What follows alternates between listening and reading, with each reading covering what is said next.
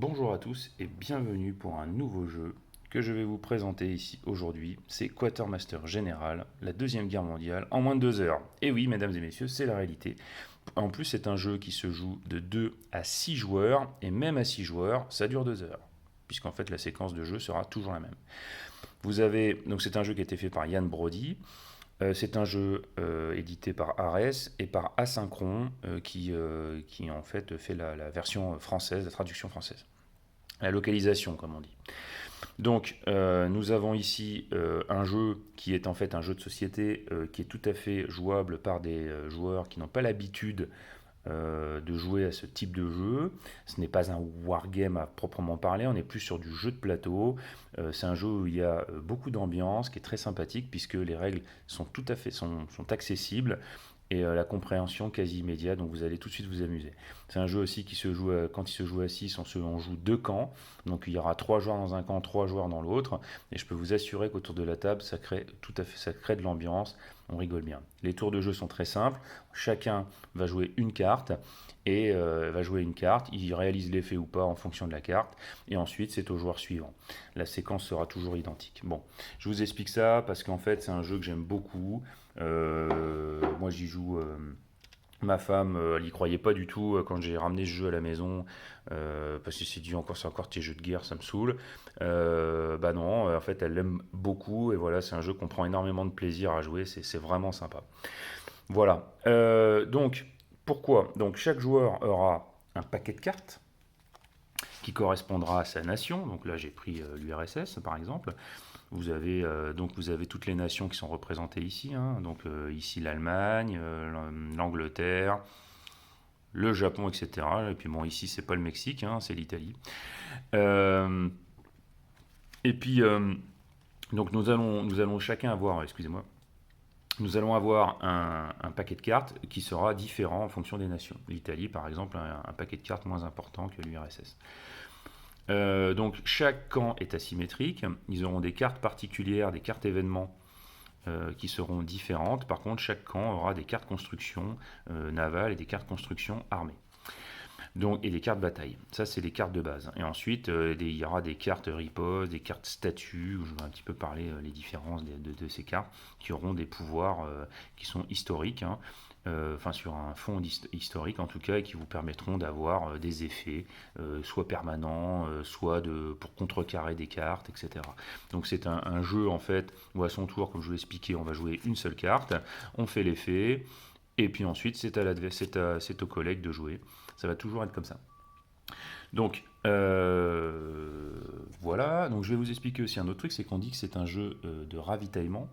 Donc un jeu de ravitaillement, c'est-à-dire que nous allons essayer de prendre des positions et il faudra qu'elles soient toujours ravitaillées via une base qui est représentée par tout simplement une, une, une étoile qui est souvent une capitale, hein. Donc par exemple, Moscou, voilà, il faut que chaque unité soit en ligne directe avec une étoile. Voilà.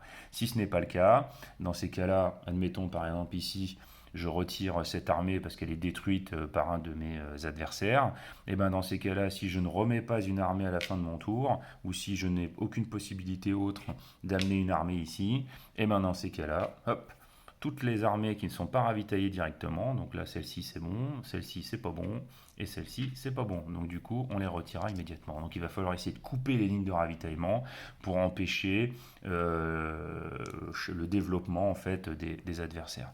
Là je vous ai expliqué un des grands points du jeu. Alors évidemment il y a une petite différence, vous pouvez aussi avoir des bateaux. Alors la règle est un petit peu différente pour les bateaux.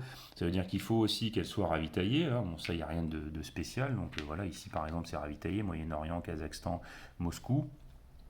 Par contre, il faut absolument qu'elle soit connectée à une armée terrestre.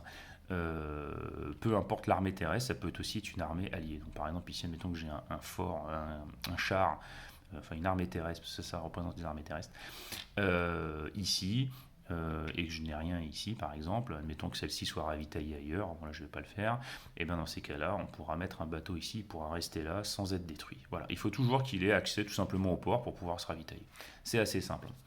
Donc ça, c'est la règle de base du jeu et il va falloir la respecter. Pour marquer des points, il va falloir contrôler des étoiles. Si je contrôle une étoile tout seul, ben j'ai 2 points. Si on a 2 unités sur une étoile, à la fin de mon tour, je marquerai qu'un seul point, puisque l'autre armée marquera un point quand ça sera son tour. Parce que dans le jeu, à chaque fois que c'est le tour d'un joueur, on marque les points, on marque sa contribution en points dans la partie. Le but du jeu, alors il y a une victoire immédiate à 30 points. Dès qu'un des camps a atteint les 30 points, et ben dans ces cas-là, la partie s'arrête immédiatement. Le système de points est un système de un camp marque des points, si l'autre camp marque des points, ben dans ces cas-là, on retire des points à l'autre. Donc c'est un système de plus de positivité et positif-négatif. Voilà, je grappille des points à l'autre, donc je lui retire des points. Donc pour arriver à 30 points, bah, des fois il va y avoir des enchaînements qui permettront d'aller là. Si jamais on arrive au bout de la partie, donc au bout des 20 tours de jeu possibles, ça arrive assez rarement, mais ça peut arriver, et ben dans ces cas-là, le jeu s'arrête à celui qui a le plus de points. Mais si jamais il y a une égalité, et ben dans ces cas-là, l'égalité profite toujours aux forces de l'Axe, c'est-à-dire l'Allemagne, l'Italie et le Japon. Voilà, voilà. Alors, je vais juste vérifier un petit truc.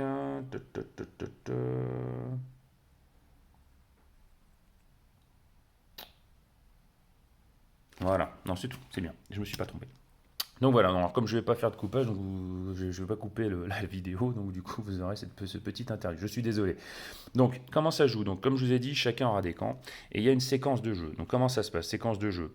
Phase action, bah, c'est simple, j'ai des cartes dans les mains, j'en ai 7. Je joue une carte. Ensuite, on regarde si mes unités sont ravitaillées, comme je vous ai expliqué tout à l'heure. Ensuite, on fait une phase de score, donc on regarde combien de points j'ai marqué en fonction de ma position sur la carte. Donc là, admettons que j'aurai que 2 points ici. Et ensuite, on a une phase de défausse, donc on peut défausser un certain nombre de cartes si on le désire. Et on peut, voilà, on défaussera face cachée. Et ensuite, on pourra piocher un nombre de cartes, jusqu'à 7 cartes, pour refaire sa main.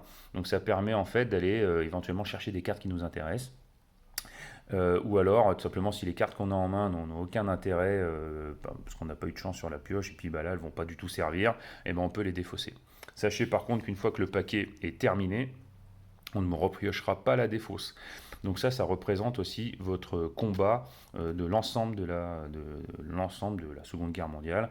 Donc voilà, quand il n'y a plus de cartes, c'est fini. Donc, et ensuite, vous risquez de perdre des points, puisqu'il y a une mécanique qui va faire perdre des points à chaque fois qu'on vous demandera de piocher des cartes que vous ne pourrez pas piocher.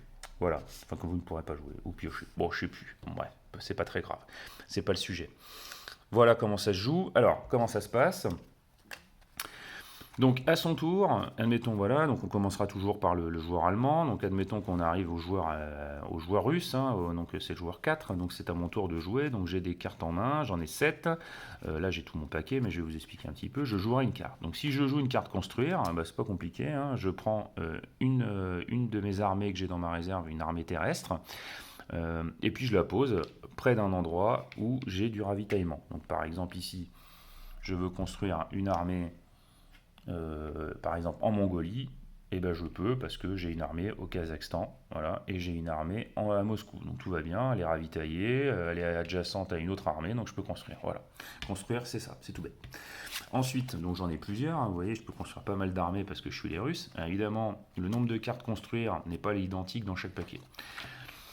Ensuite, vous avez les cartes, alors je vais faire celle-ci après, vous avez les cartes bataille, bah, c'est simple, je veux me battre à côté de... Je veux me battre... ils vont se battre entre eux, c'est pas bien, mais bon, admettons que je veux me battre avec l'américain, hein, le russe il ne fera pas dans la partie, mais bon, admettons que je vais le faire, et ben j'utilise une carte bataille, et dans ces cas-là, je tue immédiatement le tank qui se trouve qui se trouve sur la case adjacente de mon armée. Voilà, c'est tout simple. Je le détruis immédiatement, il n'y a rien à faire. Alors, évidemment, il y a des choses à faire, mais bon, voilà, je vais expliquer après. Je peux construire une flotte, c'est la même chose que construire une armée, évidemment en respectant les règles de ravitaillement. Et ensuite, vous avez des cartes bataille. Non, bataille, j'ai déjà dit. Bon, bataille navale, vous avez aussi des cartes bataille navale. C'est la même chose que les cartes bataille terrestre. Et ensuite, vous avez les cartes statuts. Donc les cartes statuts, ce sont des cartes qui vont être jouées et elles vont vous donner un effet. Cet effet sera valable soit immédiatement, soit à votre prochain tour. Vous la posez sur la table, elle reste sur la table et elle sera active pendant toute la partie. Évidemment, vous imaginez, il y a des cartes qui permettent de les retirer.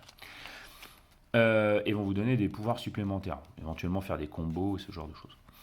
Vous avez les cartes riposte. Alors les cartes riposte sont des cartes qu'on va aussi poser sur la table, sauf que celles-ci elles seront face cachée. Et au moment où les conditions de la carte arrivent, et ben hop là, on la sort du chapeau. Et puis on te dit bah non, et ben tiens, tu veux faire ça, bah moi je fais ça à la place. Et puis je te nique la gueule. Voilà. Donc c'est des cartes un peu qui vont mettre un petit peu la pression. C'est jamais trop ce qu'il y a dedans. On dit ah, tiens il va jouer quoi? Il joue celle-ci. Ok, est-ce que je joue cette carte parce qu'il risque de me la faire défausser? Voilà, c'est un peu une carte piège, si vous voulez. Elle peut être jouée en dehors de son tour aussi, puisque c'est simplement au moment où les effets arrivent sur le terrain qu'elles sont jouées. Donc il y en a plusieurs, donc il y en a pas mal. Donc par exemple Rasputina là, après avoir utilisé immédiatement une construction, alors a utilisé immédiatement après la construction d'une armée de l'Axe à Moscou ou dans une zone adjacente, éliminer cette armée. Voilà. Donc si quelqu'un, les Allemands, ils veulent construire quelque chose à côté de Moscou, bah bim, si j'avais mis ça avec l'URSS, eh ben j'aurais détruit immédiatement et le joueur allemand aurait perdu son tour. Voilà, donc il y a plein de cartes comme ça. Vous avez aussi des cartes qui peuvent être jouées en riposte, mais à votre tour. C'est-à-dire qu'en fait, si vous avez réussi à créer en fait la chose sur le terrain, vous allez pouvoir utiliser vos cartes riposte pour faire des attaques multiples. Il y a un système de combo. C'est surtout les Japonais qui ont ça. Pour faire respecter un peu ce côté où ils étaient assez malins, ils arrivaient à se cacher, cacher bien, très bien leur tactique, et du coup les Japonais se jouent beaucoup avec des cartes riposte. Voilà. Ensuite, vous avez les cartes événements. Bah, les cartes événements, c'est tout simple, vous les jouez immédiatement, comme toute carte événement de beaucoup de jeux, et vous réalisez l'effet. Voilà. Donc voilà les types de cartes. Normalement j'ai tout. Alors, attendez, parce que je crois qu'il y a une carte, un type de carte que n'a pas les Russes. Je sais plus, je vérifie. Non, ils ont tout, les statuts, les construire. Ah oui, les guerres économiques. Donc les guerres économiques, les Russes n'en ont pas. Évidemment, les Américains en ont. Il y a aussi le Royaume-Uni en a un petit peu. Ça va. Alors ça, c'est des cartes qui vont souvent vous faire défausser l'adversaire des cartes de sa main. En gros, ça va épuiser son paquet. On va dire, comme les habitudes du jeu de cartes, ça te fait meuler ton paquet. Et du coup, comme je vous l'ai dit, une fois que votre paquet il a plus de cartes, vous ne pouvez plus jouer. Et vous allez risquer de faire perdre des points en plus. Donc voilà, vous avez aussi ce type de carte. Donc c'est un jeu qui est vraiment très sympa. Pourquoi? Parce que une ambiance se crée assez vite, les tours sont extrêmement rapides. Vous jouez une carte suivante, vous jouez une carte suivante, vous jouez une carte suivante, hop, à chaque fois vous allez marquer des points, vous allez faire des petits coups de pute à droite à gauche pour empêcher le développement de chaque nation. Il va falloir aussi regarder ce qu'on a en main, regarder un petit peu la situation sur le plateau et essayer de déterminer si c'est intéressant de jouer les cartes qu'on a en main ou plutôt les défausser. Donc il y a une partie gestion de main qui est très importante et qui est souvent, par les gens qui n'ont pas l'habitude de jouer à jeu, souvent ils n'y pensent pas à défausser, mais bon, il faut le faire. Voilà, et du coup, les parties est assez rapide. Je vous dis, à 6 joueurs, 2 heures, c'est assez rare pour un jeu comme ça, voire exceptionnel.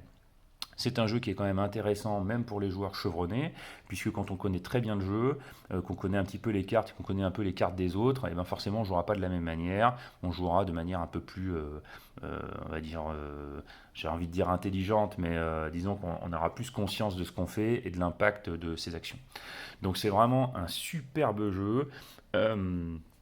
Je vous montre que des superbes jeux parce que je vous montre les jeux de ma ludothèque et comme je les aime, forcément je vous dis ils sont géniaux. Donc en plus l'édition est pas mal. Alors il y a une petite différence, c'est qu'il y a eu une première édition qui a été d'abord sortie, donc c'était une version qui avait été appelée Deluxe par Asynchron, donc une version française. Ils avaient eu quelques... Alors moi je l'ai eu, c'était cette édition. C'était une édition en fait où ils avaient vraiment des bateaux et tout ça vraiment plus sympa, c'était plus joli, le matos c'était un petit peu meilleur. Par contre, il y avait eu des gros problèmes, il y avait eu des gros problèmes sur certaines traductions qui n'était pas terrible. En plus, il y avait eu des errata entre-temps. Donc du coup, bah, ils ont un peu subi le truc, il faut quand même le dire. Ensuite, ils ont pensé ressortir les cartes manquantes, puis finalement ils l'ont pas fait. Donc du coup, il y a les joueurs, ils ont un peu gueulé. Bon, bref, parce qu'après, il faut dire, ils ont des impératifs. Ils doivent sortir certains jeux. Le Quartermaster saison 2, la version 2, bah, c'était prévu qu'ils le sortent. Donc bref, ils l'ont pas fait. Ils ont sorti une deuxième édition. Voilà, sachez que moi j'ai pris la deuxième. J'avais déjà eu la première. Bon, j'apprécie énormément ce jeu. J'y joue pas assez souvent malheureusement. On peut y jouer à deux. Honnêtement, je l'ai jamais fait encore. Je pense que je le ferai un de ces quatre parce que pas toujours facile d'avoir 6 joueurs sous la main qui veulent jouer à ça. En tout cas, c'est jouable puisque bon, dans ces cas-là, on joue toujours toutes les nations en fait. Euh, on jouerait donc les 3 nations avec les 3 paquets de cartes. Bon, je trouve que c'est pas ce qu'il y a de plus sympathique parce que ce qui est quand même cool dans le jeu, c'est que on joue son paquet de cartes et puis c'est tout. On joue sa carte, puis c'est au suivant, puis on se marre, puis on attend, on regarde ce qui se passe. Donc bon, je trouve qu'en confort de jeu, c'est pas forcément le meilleur jeu pour jouer à deux, mais c'est faisable. Voilà. Donc, Quartermaster Général, version 2. Si vous avez d'autres questions, n'hésitez pas à me les poser en commentaire. Je pense que je vous ai un petit peu tout dit. Voilà. J'espère que vous allez vous amuser à ce jeu si vous décidez de vous y lancer. Croyez-moi, c'est un jeu très original à sortir finalement. Et vous passerez un très très bon moment. Voilà. Je vous dis au revoir et à bientôt pour une nouvelle vidéo.